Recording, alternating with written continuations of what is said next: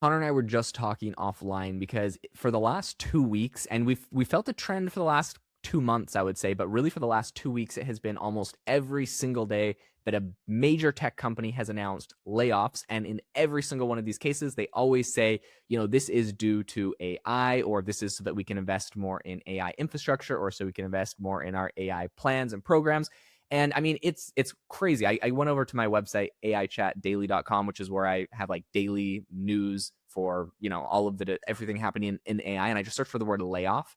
And literally as I'm scrolling back, it's every day. It's like PayPal cut 4,500. Cisco yesterday just cut 4,000. GM cut 600. Coinbase is cutting 14% of their staff. Cloudflare, we had last month, Oracle, Snapchat, and Meta. I mean, it feels like it's every day. These are massive layoffs, and every single one is pointing at AI. So we want to have a conversation about what's going on with AI, and maybe what we should be thinking about as employees and as people and as business owners working in this space. How do we think about this? Like, what is there that we should be doing? Because obviously there's some big shifts happening. So what should we do about it? I'll kick it over to you, Connor. I know you talk to people about this all day, every day. What's your take on all this? Yeah, I have a lot of opinions on this, and let's sort of just start with a couple of things. First of all, nobody knows anything. Do you know what I mean? Like it's not like there's like one secret. This is why it's happening. But I will say this, kind of to Jaden's point. All these places, not all of them. In fact, there's one notable exception which I want to get to. Almost all these places sort of frame these layoffs as AI layoffs. It makes all the sense in the world. Why would they not? It's Mhm. only in their interest, because otherwise they're saying like, "Hey, we overhired," or "Hey, like, we're not doing so well," or "Hey, we don't have the revenue to cover this," or whatever. Mhm. But if you say, "Hey, guess what? We're laying off because of AI," it's a great narrative. It's just a weird thing, right? The one exception, Jaden, was LinkedIn, which is very strange. So the news is coming out that LinkedIn is planning to lay off 5% of staff, or about Mhm. 875 people, out of about 18,000 people or something like that. And they're focused on global business, marketing, engineering teams. But here's the thing. They're explicitly saying that this is not AI replacing workers.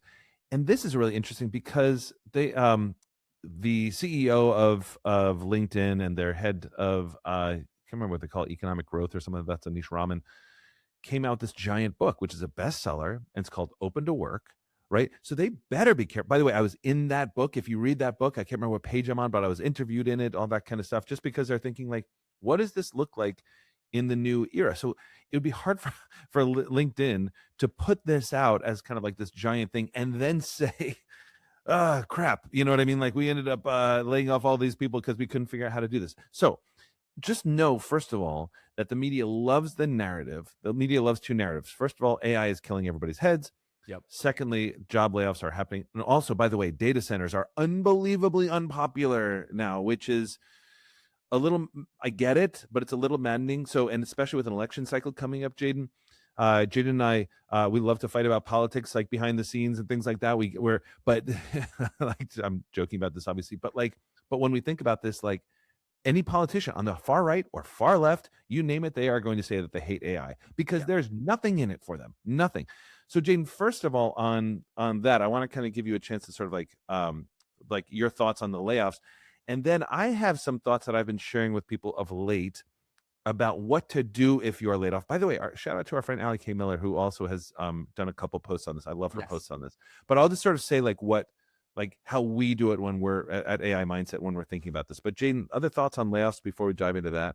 Yeah, before we get in, I think you made a great point, and that's something that I remember my first CFO, my first job. She always would say, "Never waste a good crisis." I think it became very obvious during times like COVID. I think right before COVID, or as COVID was kind of ramping up, we saw a ton of layoffs. Now, a lot of businesses did shift at the time, but I think a lot of people were not wasting a good quote unquote crisis. They saw kind of an opportunity. It was a good excuse. You don't want to admit that you overhired. You don't want to admit that your business isn't doing good. And so layoffs and, blaming it on AI or COVID or whatever the black swan event is kind of a really a good narrative move. And so I think this is what we're actually seeing with a lot of players, with the exception, you mentioned LinkedIn, but actually we had earlier this year, maybe a month or 2 months ago, Amazon announced like 13,000 layoffs. And they also said this isn't due to AI. So that was interesting. We've had kind of like a mixed bag of responses. And it's funny because sometimes when they say it's not due to AI, I'm like, well, it probably is. And when they say it is due to AI, I'm like, it's No, probably not. Like fair. whatever Yeah. the narrative is the best narrative for them, but might not be the most accurate if you look at you just look at their stock price and you can pretty much guess what are doing and why. But um, I think right now is a really critical time. A lot of things are shifting. And I've always kind of said it, and I still hold the opinion that AI is going to create net way more jobs or opportunities in the future. And there's so much abundance that will come out of it. But that doesn't mean that there's not going to be kind of this uncomfortable flex period in the middle where we have to have people retrained. We have to learn new ways about doing things. We have to think about our job functions completely different. I mean, even this week, my wife, who she's a full-time mom, she's very busy, but she was having some fun with vibe coding a project. I got her playing with Lovable a couple months ago, and we have an app that we made years ago, before my current startup that I'm working on, probably like 7 or 8 years ago. We made this app and we grew it to over 100,000 users.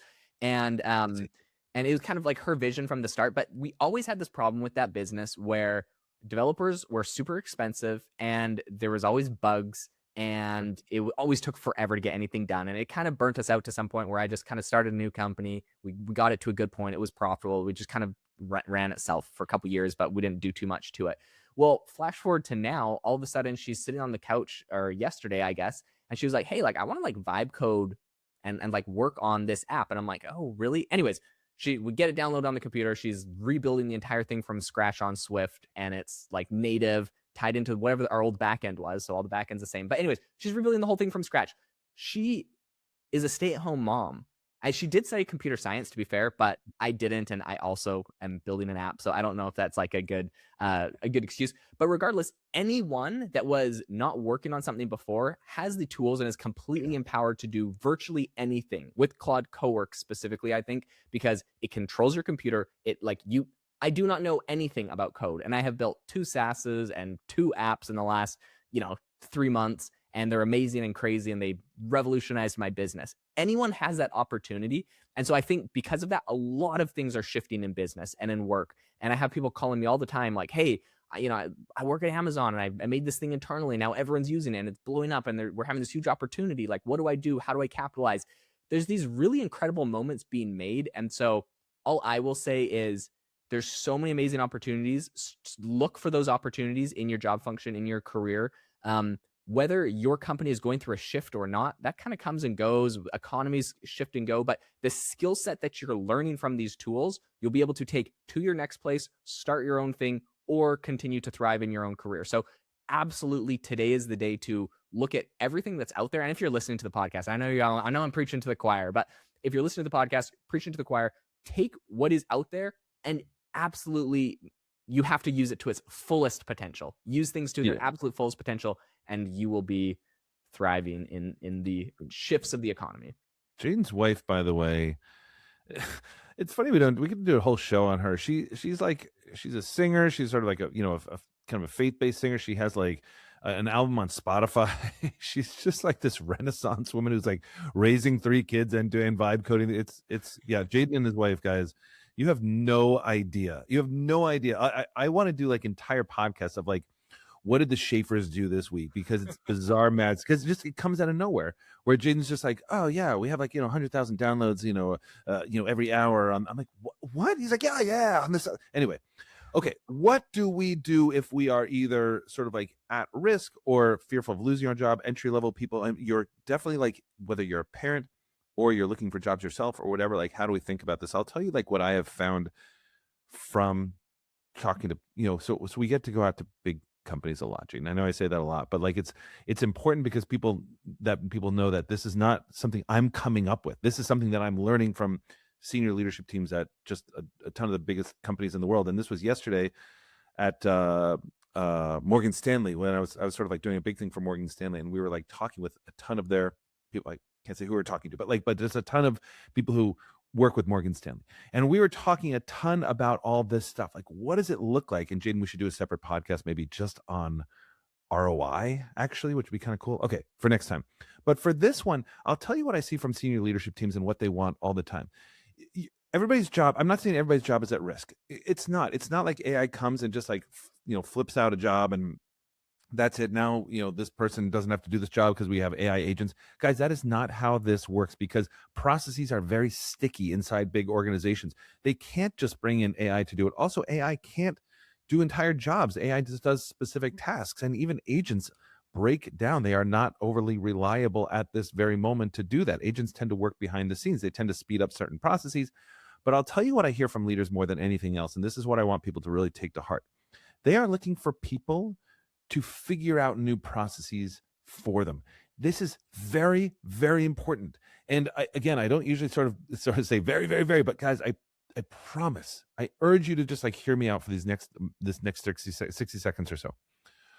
What we see all the time is that it's no longer like you walk into an organization like McKinsey or New York Life or NASA or wherever you're walking into, and now you're going to learn how they do it from the OGs in that company. They're going to pass on their wisdom.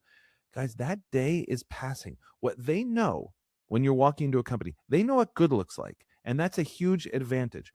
But if you can tell them, I can create a process by which you are the judge of this work, they are going to love you. But I'll tell you what the holy grail is.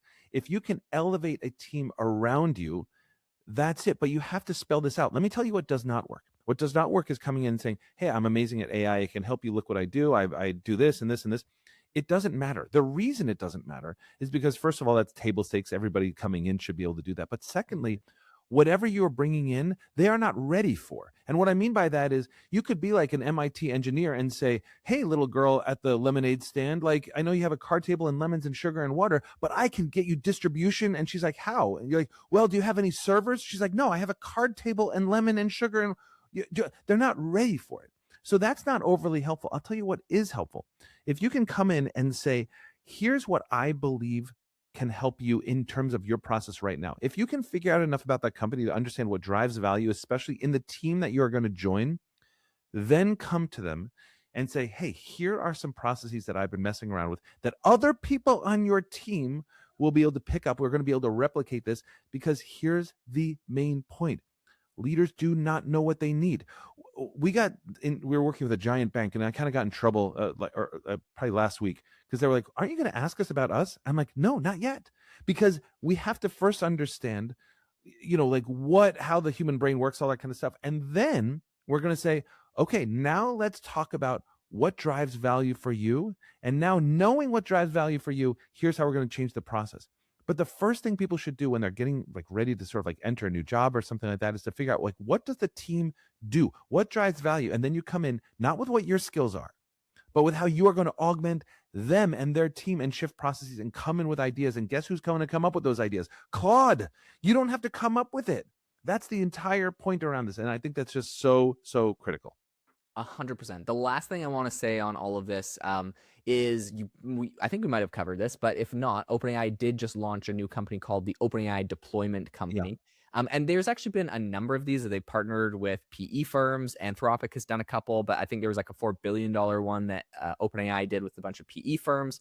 Regardless, there's a bunch of companies spinning up, and I only bring these up because I think this is indicative of what's happening overall in the market. There is a whole bunch of companies forming right now where they're trying to teach organizations how to implement AI into their businesses. So much so that OpenAI is taking a stab at this and literally making their own company where they're putting their own developers, their own people in there who go into your organization and they will show you how to implement AI.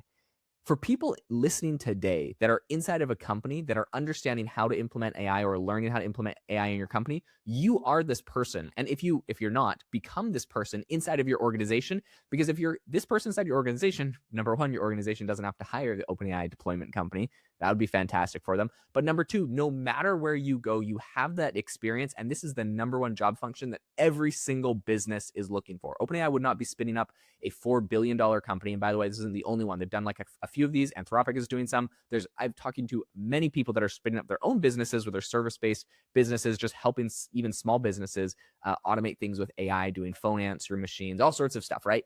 This is what everybody needs. They need to learn how to, these tools are amazing. And a lot of business owners understand that, and enterprises understand that these tools are amazing, but how do you actually implement them? How does this work? Where is it the most valuable? Become the person inside your organization that knows the answer to that question, and you will have a job forever, in my opinion.